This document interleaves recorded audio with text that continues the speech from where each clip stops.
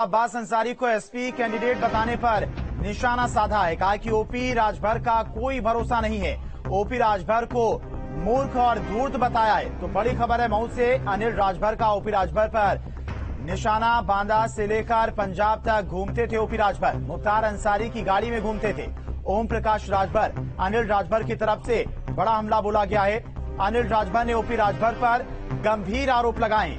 अनिल राजभर ने ओपी राजभर को अवसरवादी बताया है और मुख्तार के पैसे से राजनीति करने वाले अवसरवादी हैं ओपी राजभर। बड़ा हमला बोला गया अनिल राजभर की तरफ से। देखिए, ये तो बहुत ही मूर्खता की बात है।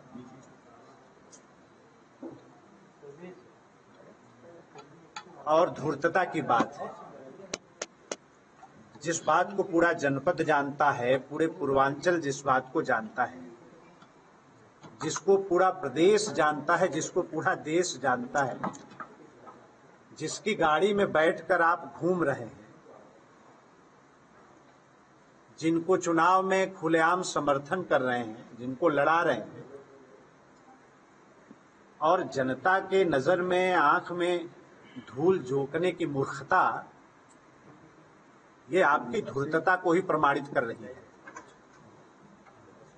कम से कम कहने से पहले थोड़ा तो शर्म आदमी को आनी चाहिए।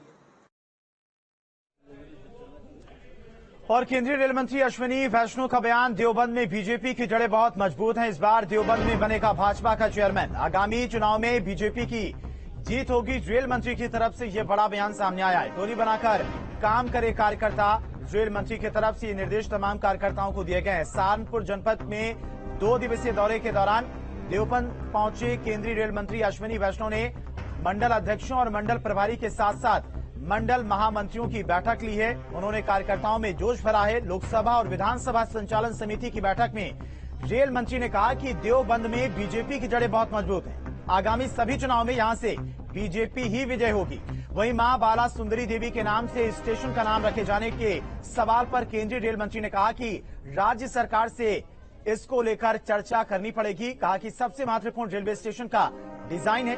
इसका डिजाइन वर्ल्ड क्लास कैसे हो और इसे अपनी संस्कृति से कैसे जोड़ा जाए, इस काम को लेकर आगे बढ़ा जाएगा।